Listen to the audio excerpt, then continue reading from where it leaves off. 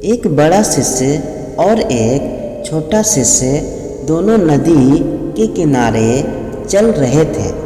तभी उन्होंने देखा कि एक युवती नदी में डूब रही है और बचाओ बचाओ के लिए आवाज़ दे रही है। युवा शिष्य तुरंत नदी में कूदा और युवती को नदी से बाहर निकाल लाया। इसी तरह से उसने उस युवती को बचा लिया। इतने में बड़ा शिष्य गर्म हो गया। अरे, तुमने उस महिला को छू लिया, अब मैं तुम्हें बुद्ध से कहूँगा और दंड दिलवाऊँगा। दोनों बुद्ध के सामने पहुँचे। शिष्य ने कहा, भगवान, इसे दंड मिलना चाहिए। बुद्ध ने पूछा, क्यों?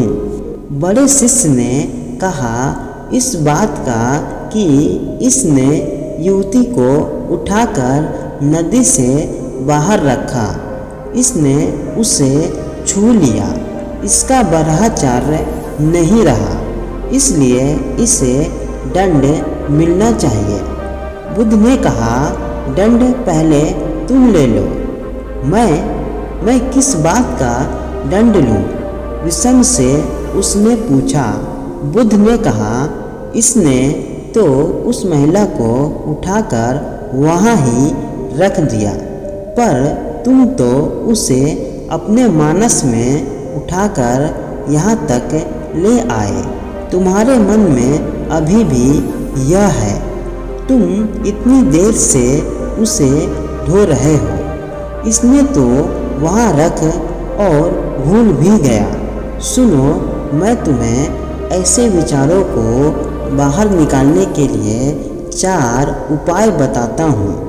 पहला, हमेशा मन को स्वस्थ रखना, दूसरों के बारे में विकृत नहीं करना। दूसरा, इंद्रियों पर विजय प्राप्त करना। तीसरा, अच्छी संगत में रहना।